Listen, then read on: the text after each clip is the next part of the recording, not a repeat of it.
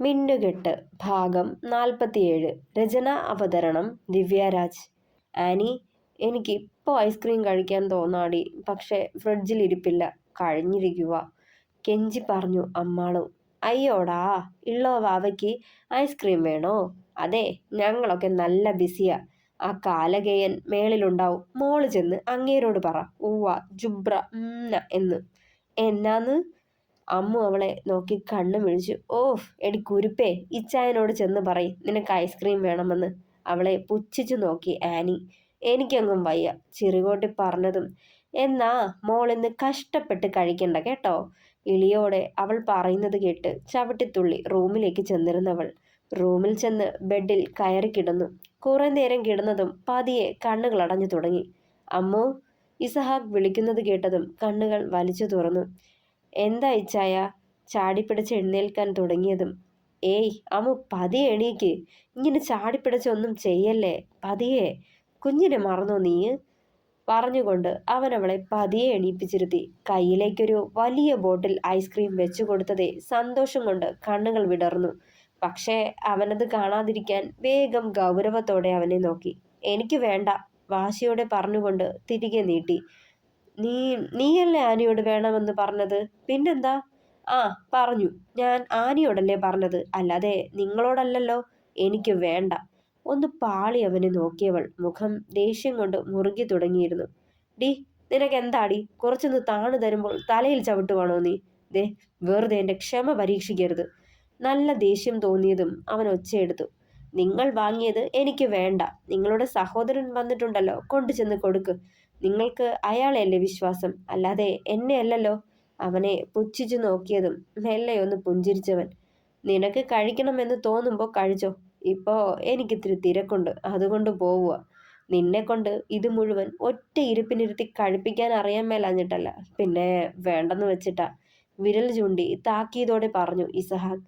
അവനെ കൂസാതെ അലസമായി നിന്നവൻ. പിന്നൊരു കാര്യം, ഞാൻ തിരികെ വരുമ്പോൾ ഇത് മുഴുവൻ തീർത്തേക്കണം. കുറച്ച് കടുപ്പിച്ചു പറഞ്ഞിട്ട് അവളെ അടിമുടി നോക്കിക്കൊണ്ട് പുറത്തേക്ക് നടന്നു. അവൻ പോകുന്നതും നോക്കി ചെറുതായൊന്ന് പുഞ്ചിരിച്ചു അമ്മാളു. പിറ്റേന്നത്തെ വിവാഹ ഒരുക്കങ്ങളൊക്കെ കഴിഞ്ഞ് പാർട്ടി കൂടിയതായിരുന്നു ഇസഹാക്കും എബിയും ബദ്രിയും ജെയ്സനും ആദിയും പിന്നെ ജെയ്സന്റെ ചില സുഹൃത്തുക്കളും. വലിയൊരു ടേബിളിനു മുകളിൽ പല ബ്രാൻഡിലുമുള്ള മദ്യക്കുപ്പികൾ നിറഞ്ഞു. അതിനൊപ്പം വിഭവസമൃദ്ധമായ ഭക്ഷണവും. വീട്ടിലെ ആൺപട മുഴുവൻ അവിടെ ചിലവഴിച്ചപ്പോൾ അമ്മാളുവും ജാനറ്റും കൂടി ടെറസിന് മുകളിൽ ഇരിപ്പുണ്ടായിരുന്നു. ഇടയ്ക്കിടെ അമ്മുവിന്റെ നോട്ടം താഴേക്ക് പാളി ചെല്ലുന്നുണ്ടായിരുന്നു. ജാനറ്റാണേൽ നാളത്തെ കാര്യങ്ങൾ ഓർത്ത് ടെൻഷൻ അടിച്ച് നഖം കരണ്ട് തിന്നുകയായിരുന്നു. താഴെ ചിയേഴ്സ് പറയുന്ന ഒച്ച കേട്ട് ഏന്തി വലിഞ്ഞ് അമ്മു താഴേക്ക് നോക്കുമ്പോൾ മറ്റുള്ളവർക്കൊപ്പം കയ്യിലൊരു മദ്യ ഗ്ലാസും പിടിച്ച് നിൽക്കുന്ന ഇസഹാക്കിനെയാണ് കാണുന്നത്. അത് കണ്ടതേ വല്ലായ്മ തോന്നി അവൾക്ക്. നെഞ്ചിൽ എന്തോ ഭാരം പോലെ. ഡി ജാനു, ദേ അവിടെ മദ്യസേവയും പാർട്ടിയും തുടങ്ങിയിരിക്കുക. ഇച്ചായനും കൂടി കൂടിയിട്ടുണ്ട്. ഇച്ചായൻ കുടിക്കുമോ ആവോ? ടെൻഷനോടെ പറഞ്ഞതും.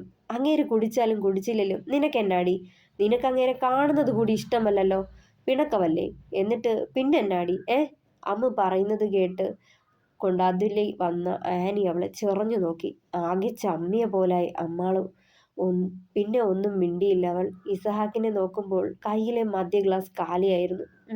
അപ്പൊ കുടിച്ചല്ലേ? വാവയെ കാണാനും തൊടാനും അങ്ങോട്ടേക്ക് വന്നേക്ക്, കാണിച്ചു തരുന്നുണ്ട് ഞാൻ. പെറുപെറുത്തുകൊണ്ട് മുഖവും വലിച്ചു കയറ്റി നിന്നു. അവളുടെ ഭാവമാറ്റം കണ്ടതേ ആനിക്ക് ചിരിപുട്ടി. ഇച്ചായനെ പ്രാണന, എന്നിട്ട് വെറുതെ ഒന്നും മൂന്നും പറഞ്ഞ് തല്ലി കൂടിക്കോണം കേട്ടോ കുരിപ്പേ. എന്നിട്ട് ഒളിച്ചു നിന്ന് അങ്ങേര് ചോരയുറ്റിക്കോണം. ചിരിയോടെ പറഞ്ഞതും അവളെ നോക്കി കണ്ണുരുട്ടിക്കൊണ്ട് അകത്തേക്ക് കയറിപ്പോയി. റൂമിലേക്ക് ചെന്നെങ്കിലും ഒരു സമാധാനവും തോന്നിയില്ല അമ്മുവിന്. ഇച്ചായൻ എനിക്ക് വാക്ക് തന്നതല്ലേ എന്തു വന്നാലും കുടിക്കില്ലാന്ന്, എന്നിട്ട് അതൊക്കെ തെറ്റിച്ചല്ലോ. ഈശ്വരാ, ഇതിപ്പോ ഞാൻ പിണങ്ങിയിരിക്കുന്നേ കൊണ്ടാവോ, വിഷമമായിട്ടാവും. ഓരോന്നോർത്തതും വല്ലാത്ത പിടപ്പോടെ കണ്ണുകൾ വാതിലിലേക്ക് പാഞ്ഞുകൊണ്ടിരുന്നു. കുറച്ചു കഴിഞ്ഞ് വാതിൽ തട്ടുന്ന ശബ്ദം കേട്ടതും തിടുക്കത്തിൽ ചെന്ന് വാതിൽ തുറന്നു. കുടിച്ചു ബോധമില്ലാതെ പിച്ചും പേയും വിളിച്ചു പറഞ്ഞുകൊണ്ട് മുന്നിൽ നിൽക്കുന്നവനെ കണ്ടതും ഹൃദയം നുറുങ്ങി. ഇച്ചായൻ കുടിക്കില്ലാന്ന് ഒരു കുഞ്ഞു പ്രതീക്ഷയുണ്ടായിരുന്നതാണ്. പക്ഷേ ഇപ്പോ ഓർത്തതും കരച്ചിൽ വന്നു അവൾക്ക്. തൊട്ടു പിന്നിൽ നിന്ന ബദ്രിയെയും എബിയെയും കണ്ടതേ രൂക്ഷമായി നോക്കിയവൾ രണ്ടിനെയും. ഹ, നോക്കി പേടിപ്പിക്കല്ലേ അമ്മാളും. അവനെ ഞങ്ങൾ കുടിപ്പിച്ചതല്ല. മനസ്സിന്റെ ദണ്ണം താങ്ങാനാവാതെ അവൻ കുടിച്ചതാ. നീ അവനോട് പിണക്കമല്ലായോ? അതാ. നാവ് കുഴച്ചിലൂടെ എബി അത് പറയാൻ തുടങ്ങിയതും മദ്യത്തിന്റെ രൂക്ഷഗന്ധം അവളുടെ മൂക്കിലേക്ക് തുളഞ്ഞു കയറി. മനം പുരട്ടിയതുപോലെ വായ പൊത്തിപ്പിടിച്ച് അകത്തേക്ക് ഓടിയിരുന്നവൾ. അമ്മു തിരികെ വരുമ്പോൾ ഇസഹാക്കിനെ ബെഡിൽ കൊണ്ടുവന്ന് കിടത്തിയിട്ട് രണ്ടാളും അവിടം വിട്ടിരുന്നു. ബെഡിൽ കിടന്ന് പിച്ചും പേയും പറയുന്നവനെ കാണെ കരച്ചിലടക്കാൻ കഴിഞ്ഞില്ല അമ്മാളുവിന്. ഒരു കണക്കിന് താനല്ലേ ഇച്ചായന്റെ ഈ അവസ്ഥയ്ക്ക് കാരണം. വല്യമ്മച്ചി ഇടയ്ക്കിടെ പറയാറുള്ളതാ ഇച്ചായൻ അങ്ങനെ കുടിക്കാറില്ല, മനസ്സിന് താങ്ങാനാവാത്ത വിഷമം ഉണ്ടെങ്കിൽ മാത്രമേ കുടിക്കാറുള്ളൂ എന്ന്. ഇതിപ്പോ ഞാൻ പിണങ്ങിയിരിക്കുന്നത് കൊണ്ടാവും അല്ലേ? ഓർത്തതേ കരയാൻ തുടങ്ങി അമ്മാളു വീണ്ടും. പതിയെ അവൻ അടുത്തേക്ക് നടന്നു. അവന്റെ തൊട്ടടുത്തായി ബെഡിലിരുന്നു. ഇസഹാക്കിന്റെ നെറുകിൽ പതിയെ തലോടാൻ തുടങ്ങി. എന്തിനാ ഇച്ചായ കുടിച്ചേ? എനിക്ക് പേടിയാന്നും ഇഷ്ടമല്ലെന്നുമൊക്കെ പറഞ്ഞിട്ടുള്ളതല്ലേ. വീണ്ടും എന്തിനാ എന്നെ വിഷമിപ്പിക്കുന്നെ? കണ്ണുകൾ നിറഞ്ഞു അവളുടെ. എനിക്ക് ഇച്ചായനോട് പിണക്കമൊന്നുമില്ലാട്ടോ. ഇച്ചായൻ എൻ്റെ പ്രാണനാ. പിന്നെ ഇച്ചായൻ എന്നോട് പിണങ്ങിയിരിക്കുന്നത് കൊണ്ടല്ലേ. അതൊക്കെ മാറിയില്ലേ? അല്ലെങ്കിലും ഇച്ചായനോട് എത്ര നാൾ പിണങ്ങിയിരിക്കാൻ കഴിയും എനിക്ക്? അതുമല്ല, ഇനി കുടിക്കില്ലാന്ന് എനിക്ക് വാക്ക് തന്നിട്ടുള്ളതല്ലേ എന്ന് ഇച്ചായൻ പറഞ്ഞിട്ടുണ്ടല്ലോ. അപ്പോ ഇസഹാക്ക് ജോണിന്റെ വാക്കിന് ഇത്രേ ആയുസേ ഉള്ളല്ലേ? തോന്നുമ്പോ വാക്ക് മാറ്റാം അല്ലേ? കണ്ണുകൾ തുടച്ചുകൊണ്ട് പറഞ്ഞവൾ. ഞാനും പോവാ. എനിക്ക് ഇച്ചായനെ ഇങ്ങനെ കാണാൻ കഴിയില്ല. പതിയെ എണീക്കാൻ തുടങ്ങിയതും ഇസഹാക്കിന്റെ കരം അവളുടെ കയ്യിൽ പിടിമുറുക്കി. പെട്ടെന്ന് ഞെട്ടിക്കൊണ്ട് അമ്മു തിരിഞ്ഞു നോക്കുമ്പോൾ കാണുന്നത് കള്ളച്ചിരിയോടെ അവളെ തന്നെ നോക്കി കിടക്കുന്നവനെയാണ്. അമ്പരപ്പായിരുന്നവളിൽ ആദ്യം. പെട്ടെന്ന് കള്ളം പിടിക്കപ്പെട്ട പോലെ മുഖം താഴ്ത്തി. അപ്പോഴേക്കും ഇസഹാക്ക് അവളെ തന്നിലേക്ക് അണച്ചു പിടിച്ചു. അവനെ മുഖമുയർത്തി നോക്കിയവൾ ചമ്മലോടെ.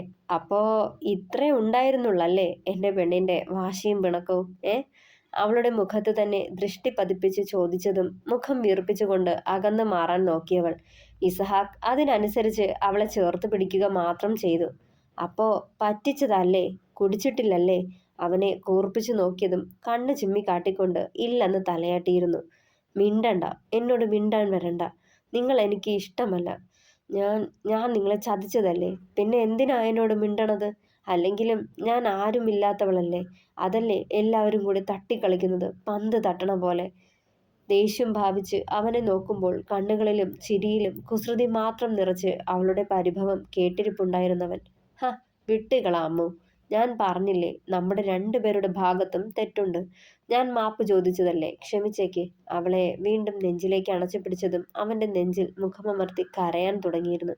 അതുവരെ മനസ്സിൽ സൂക്ഷിച്ച ദുഃഖങ്ങളും പരിഭവങ്ങളുമെല്ലാം അവന്റെ നെഞ്ചിലേക്ക് പെയ്തു തോർന്നു. ഇനി എന്നോട് പിണങ്ങില്ലെന്ന് പറയ്. അവനെ പതിയെ മുഖമുയർത്തി നോക്കിക്കൊണ്ട് ചോദിച്ചതിന് മൃദുവായി ഒന്ന് പുഞ്ചിരിച്ചു ഇസഹാക്ക്. ഇനി ഇതുപോലൊന്നും നിന്റെ ഭാഗത്തു നിന്നും ഉണ്ടാവരുത്. നമുക്കിടയിൽ നമ്മൾ രണ്ടുപേരും അറിയാത്ത രഹസ്യങ്ങൾ വേണ്ട. എന്റെ പെണ്ണിന് എന്നോട് എന്തും തുറന്നു പറയാലോ. പിന്നെന്തേ? ചെറുചിരിയോടെ നോക്കിയതും അമ്മാളും അവനെ തന്നെ നോക്കി അവന്റെ നെഞ്ചിലേക്ക് വീണ്ടും പറ്റിച്ചേർന്നു. സോറി ഇച്ചായ. ഇച്ചായനെ വേദനിപ്പിക്കാൻ വേണ്ടിയല്ല ഞാൻ. പറഞ്ഞു തുടങ്ങിയതും ഇസഹാക്ക് അവളെ തടഞ്ഞു. മതി അമ്മു, അതൊക്കെ കഴിഞ്ഞു. ഇനിയും അതോർത്ത് കരയുകയും വേദനിക്കുകയും ഒന്നും വേണ്ട.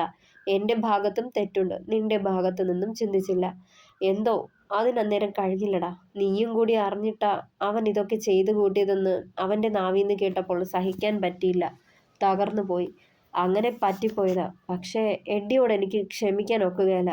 അത്രമാത്രം ഞാൻ അവനെ സ്നേഹിച്ചതും വിശ്വസിച്ചതുമാ. നിനക്കറിയോ, കമ്പനികളിലൊക്കെ അവന് പൂർണ്ണ സ്വാതന്ത്ര്യമാ. എന്നോട് പോലും ചോദിക്കാതെ അവന്റെ ഇഷ്ടത്തിന് പണം എടുക്കാറുണ്ടവൻ. അറിയാമായിരുന്നു, പക്ഷേ ചോദിച്ചിട്ടില്ല. ഞാൻ ഉണ്ടാകുന്നത് അവനൂടിയല്ലേ. പിന്നെ എന്തിനാ ചോദിക്കുന്നേ? സ്വന്തമല്ലെന്നറിഞ്ഞിട്ടും കൂടി കൂടെ പിറപ്പായെ നോക്കിയിട്ടുള്ളൂ. എൻ്റെ ജീവനേക്കാളും വലുതാ അവനെൻ്റെ സമ്പത്തെന്നറിഞ്ഞപ്പോൾ ഞാൻ ഇല്ലാതെയായ പോലെ തോന്നി അമ്മു. കണ്ണുകൾ നിറഞ്ഞു ഇസഹാക്കിന്റെ. അമ്മു അവനെ ദയനീയമായി നോക്കി. വല്ലാത്ത ദുഃഖം നിഴലിച്ചു ആ മുഖത്ത്. കൂടപ്പിറപ്പായവനാൽ ഒരിക്കലും പ്രതീക്ഷിക്കാനാവാതെ ചതിയിൽപ്പെട്ടവന്റെ നിരാശയും ദുഃഖവും. ഇച്ചായ. അവന്റെ കവളിൽ കൈ ചേർത്ത് വെച്ചു അമ്മു. കൊടുക്കാമായിരുന്നില്ലേ അമ്മു? എല്ലാം. ഒന്നും വേണ്ടിയിരുന്നില്ല എനിക്ക്. നീയും നമ്മുടെ കുഞ്ഞുമൊഴിച്ച് മറ്റൊന്നും വേണ്ട ഈസഹാക്കിന്. നെഞ്ചിൽ തല്ലി പറഞ്ഞതേ നൊമ്പരപ്പെടുത്തി അമ്മുവിനെ മുറുകെ പുണർന്ന് കരയാൻ തുടങ്ങിയവൾ.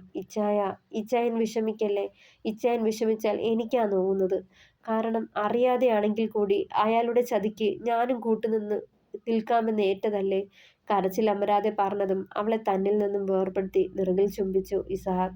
അമ്മോ, എന്റെ ലോകം നീയും നമ്മുടെ കുഞ്ഞുമ്മ. ഇനിയും അതങ്ങനെ തന്നെയാവും. അവിടേക്ക് നമ്മളല്ലാതെ മറ്റൊരാളിന് നുഴഞ്ഞു കയറാനുള്ള ഇട വരുത്തരുത് നീ. എന്തുണ്ടെങ്കിലും എന്നോട് തുറന്നു പറയണം. അവളെ നെഞ്ചിലേക്ക് അണച്ചു പിടിച്ചു ഇസഹാക്ക്. ഒന്ന് മൂളിക്കൊണ്ട് അവന്റെ നെഞ്ചിലമർന്നവൾ. ആ സ്നേഹത്തണലിൽ സുരക്ഷിതത്വവും ആവോളം അറിഞ്ഞുകൊണ്ട് രണ്ടുപേരും മൗനത്തെ കൂട്ടുപിടിച്ചു ഏറെ നേരം. പരസ്പരം ഒന്നും പറയുന്നില്ലെങ്കിലും ഇസഹാക്കിന്റെ കൈവിരലുകൾ അവളെ തഴുകിക്കൊണ്ടിരുന്നു. അതിന്റെ ലാളനയേറ്റാവണം പതിയെ പതിയെ അമ്മുവിന്റെ കണ്ണുകൾ അടഞ്ഞു തുടങ്ങിയത്. അവൾ ഉറങ്ങിക്കഴിഞ്ഞെന്ന് ഉറപ്പായതും ഇസഹാക്ക് അവളെ പതിയെ ബെഡിലേക്ക് ചായ്ച്ചു കിടത്തി നെറുകിൽ അധരം പതിപ്പിച്ചുകൊണ്ട്. പിറ്റേന്ന് രാവിലെ മുതൽ വിവാഹ തിരക്കുകളിലായിരുന്നു എല്ലാവരും. പള്ളിയിലേക്ക് പോകാനായി എല്ലാവരും ഉമ്മറത്ത് ഒരുമിച്ച് കൂടിയിരുന്നു. ഈ സമയം അമ്മുവിനെയും ചേർത്ത് പിടിച്ച് സ്റ്റെപ്പിറങ്ങി വരുന്ന ഇസഹാക്കിനെ കണ്ട് എല്ലാവരുടെയും മുഖത്ത് പുഞ്ചിരി തെളിഞ്ഞു. ഡാ ജോണേ, പിണക്കം മാറിയല്ലയോ? എന്നാലും നിന്റെ ബുദ്ധി അപാരവാടാ. അവളുടെ വീക്ക് പോയിന്റ് ഇതാണെന്ന് ഇത്ര കൃത്യമായി എങ്ങനെ കണ്ടുപിടിച്ചടാ? ബദ്രി അത് ചോദിച്ചതും, ഹോ, അതൊക്കെ നിനക്ക് പെണ്ണ് കെട്ടി കഴിയുമ്പോൾ മനസ്സിലാവും. പൊന്നും മോനെ, അന്നേരം നമ്മുടെ പകുതി സ്വാതന്ത്ര്യം പോയി കിട്ടും. എബി ഇളിച്ചുകൊണ്ട് പറഞ്ഞതും, പോടാ, ഈ നേരത്ത് തന്നെ ഇമ്മാതിരിയുള്ള വർത്തമാനം പറഞ്ഞ് വെറുപ്പിച്ചേക്കണം കേട്ടോടാ പരനാറി. ബദ്രിയുടെ നാവിൽ നിന്നുള്ള പുളിച്ച തെറി കേട്ടതും മുഖം ചുളിച്ചുകൊണ്ട് എബി അവനെ നോക്കി. ഡാ നാറി, ഞാൻ പറഞ്ഞത് സത്യമാണെന്ന് അധികം വൈകാതെ നിനക്ക് മനസ്സിലാവും. ഉദാഹരണം നമ്മുടെ ജോൺ. ഇങ്ങനെ നടന്ന പയ്യനാ. ഇപ്പൊ കണ്ടില്ലേ അവളുടെ പാവാടത്തുമ്പില്. ഇതാ പറയുന്നത് അച്ചിയെ കണ്ടാൽ പിന്നെ കൊച്ചി വേലും വേണ്ടെന്ന്. പക്ഷേ ഞാൻ അങ്ങനല്ലല്ലോ കേട്ടിട്ടുള്ളത്. കൊച്ചി കണ്ടാൽ അച്ചി വേണ്ട എന്നല്ലേ? ബദ്രി അവന്റെ തലയ്ക്ക് കിഴുകിക്കൊണ്ട് ചോദിച്ചു. എടാ, അതൊക്കെ പണ്ട്. ഇപ്പൊ ഇങ്ങനെ ഇന്ത കാലം അങ്ങനെയല്ലാവാ. വീണ്ടും ഇളിച്ചു കാട്ടിയതും, എടി ആനിയെ, ആ സ്റ്റോർ റൂമിൽ കുറച്ച് എക്സ്പയറി ഡേറ്റ് കഴിഞ്ഞ പാൽപ്പൊടി ഇരിപ്പുണ്ട്. പറ്റുവാണേൽ കുറച്ച് കാച്ചിയെടുത്ത് ഇവന്റെ അണ്ണാക്കിലോട്ട് തള്ളിക്കൊടു. അങ്ങനെയെങ്കിലും മനുഷ്യന് സ്വൈര്യം കിട്ടട്ടെ. ആനിയെ നോക്കി വിളിച്ചു പറഞ്ഞിട്ട് അവനെ നോക്കി പല്ല് ഞെരിച്ചു ബദ്രി. ആ, കാര്യം പറഞ്ഞാൽ ആർക്കും പിടിക്കുകയല്ലോ. ഗർവിച്ചുകൊണ്ട് അവനെ നോക്കിയ ശേഷം ആനിയെ നോക്കി ഭംഗിയായി ഒന്ന് ഇളിച്ചു കാട്ടി എബി.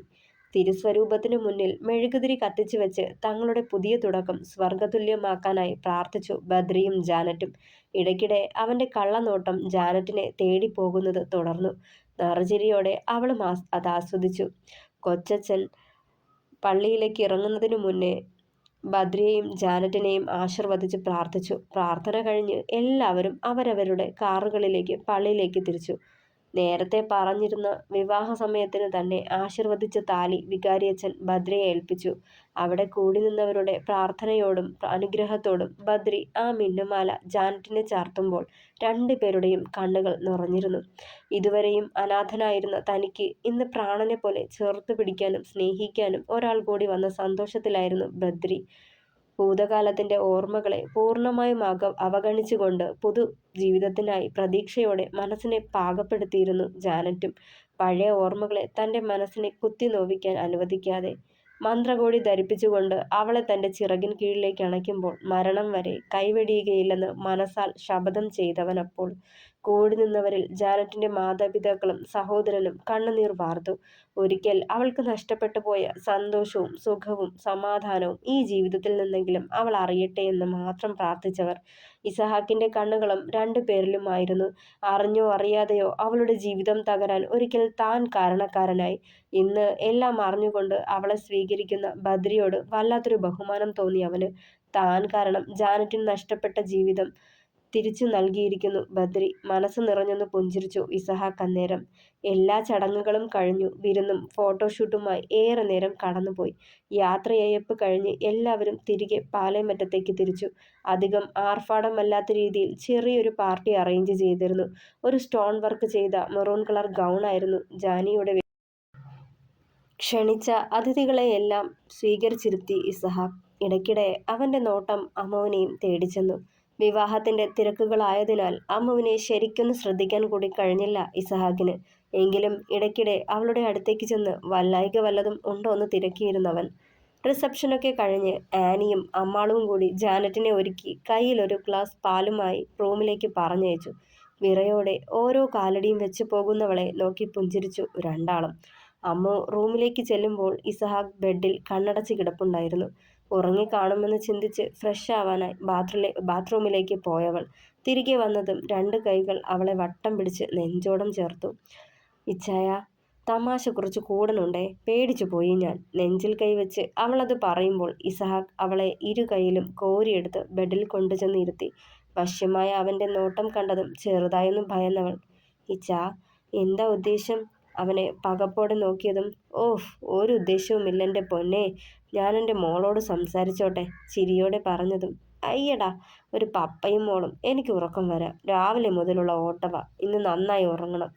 അമ്മാളു അത് പറയുമ്പോൾ കള്ളച്ചിരിയോടെ അവളെ നോക്കി. ഈ ചെക്കൻ്റെ കള്ളച്ചിരി, അവൻ്റെ മൂക്കിൽ പിച്ചിക്കൊണ്ട് പറഞ്ഞു അമ്മു. ഇസഹാക്കിൻ്റെ ചുണ്ടുകൾ അവളുടെ നെറുകിലും കവിളുകളിലും പതിയാൻ തുടങ്ങിയതും അവൻ്റെ ഫോൺ റിങ് ചെയ്യാൻ തുടങ്ങി. നീരസത്തോടെ ടേബിളിന് മുകളിലിരുന്ന ഫോണിലേക്ക് നോക്കി.